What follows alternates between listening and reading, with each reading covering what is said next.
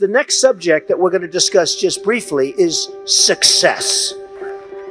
Do you guys want to be successful or don't you care? Okay, you better believe it. So let's talk about it, okay? All right? Because I was no different when I was 20 years old, believe me. I wanted to be successful. I wanted to get out of Brooklyn. I said, Pop, I love you, but I want to get out of Brooklyn. I love Brooklyn, but I want to get out. And I love those buildings. I look from Queens and Brooklyn, and I'd see those big buildings, those big skyscrapers in Manhattan. I said, Pop, that's what I want to do. That's what I wanted to do. And lots of things can happen. I mean, I'll give you one story. About 8 years ago, I was approached by NBC and Mark Burnett to do a show that they had entitled The Apprentice. Now, I had an agent, a big agent, and he was a great agent. But I shook Mark Burnett's hand, and NBC was dying to do it, and they said, we'd only do it if you do it, Trump. You're the only one we want, nobody else. So I was honored, and I said, okay, I'm going to do it. I knew nothing about television, nothing. So my agent calls me. I heard you accepted doing The Apprentice. I won't let you do it. I said, you're fired.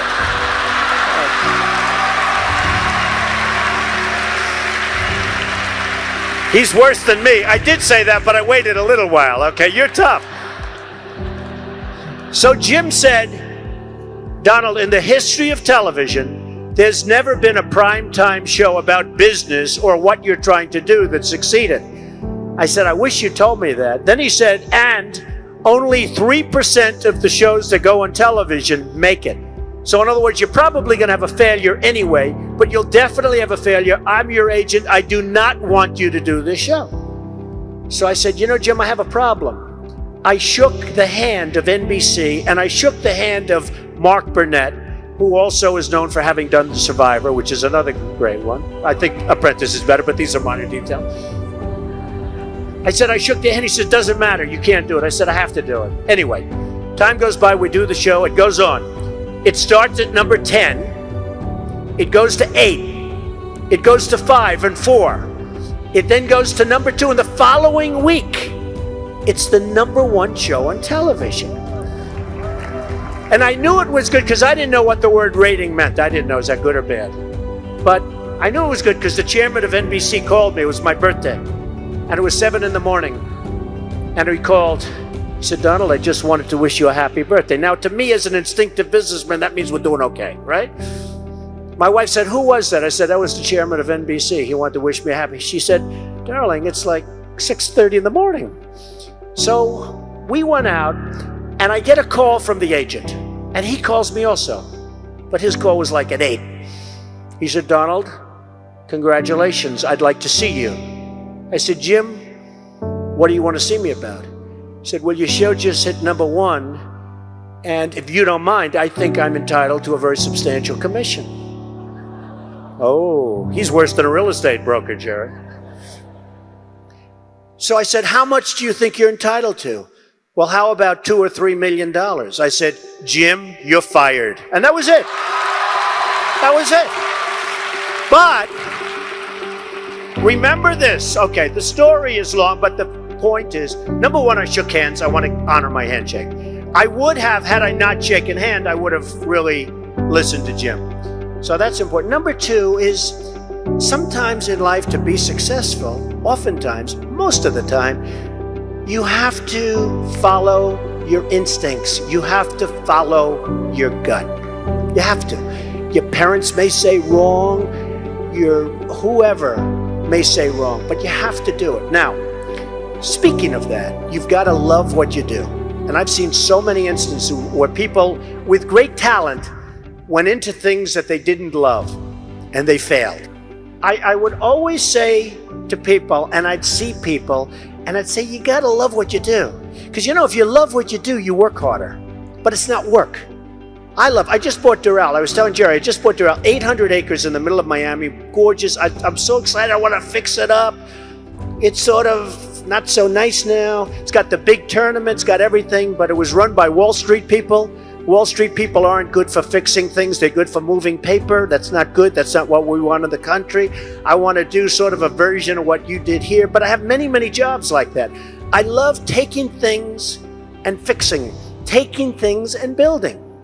I love building. I almost like fixing better because if you're smart, if you're really smart, you can save a lot of money.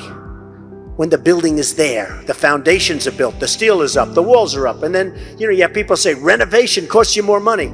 Those are people that aren't smart people. I know that for a fact you renovated a couple of buildings here and did very well, that you could never ever do if you had to build new. If you build new, I love that too. I do it both ways.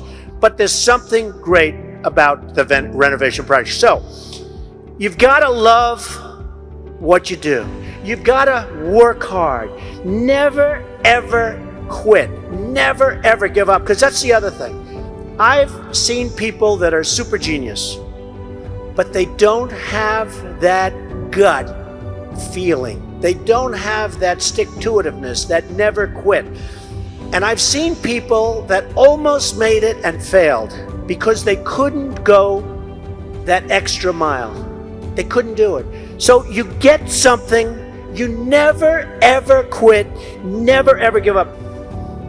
When people ask me about success, I've just started thinking about it over the last couple of years because I've seen a lot of it.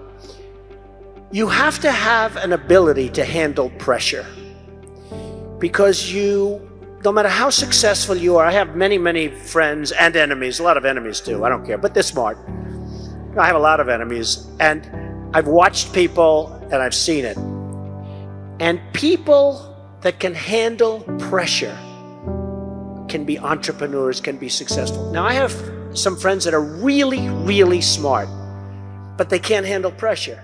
In which case, they should work for somebody, do great, and have a good life. There's nothing wrong with it. Because I almost think that's an instinctive thing, the ability to handle pressure. Now, one of the things I tell people about pressure is, you know what? They said, how do you handle pressure? Who's had more pressure than me? Have I had pressure over the years? And, I get criticized in my hair, but it's not so bad, and it's real, it's mine. It is my real hair. I get killed. I had an article recently that was so good. It was such a great article. And then it had one line, but he wears the worst hairpiece I've ever seen. I couldn't show the article to anybody, and it's not even true. But you have to have the ability to handle pressure. And if you can't handle pressure, you have to know that about yourself. You have to know that about yourself. So, handle pressure. If you can't, that's okay. But one of the things I tell people about handling pressure is, remember, because they asked me the question, how do you handle the stress? And somebody actually said, Donald, you're so handsome. You believe this? I love this person. You're so handsome. How have you stayed so handsome under all this pressure? And I actually thought of it to myself, you have to remember, it doesn't matter. God matters, your family matters. It doesn't matter. And if you say it, I have some people, they say, I've got to be successful. I've got to be. They'll never be successful. It's too crazy. They can't think straight. So you've got to be able to sort of say to yourself, nothing matters that much other than the real big deals with family, with your faith, etc. Okay. Always have passion. You've got to have passion for your family, for your life, for your church, for whatever it is. You've got to have that passion. I always say, don't let people take advantage. This goes for a country too, by the way.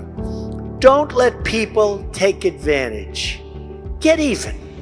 And if nothing else, other people will see that, and they're going to say, I'm going to let Jim Smith or Sarah Malone, I'm going to let them alone because they're tough customers. So I always say it. To be a winner, and you're all winners, you've got to think like a winner.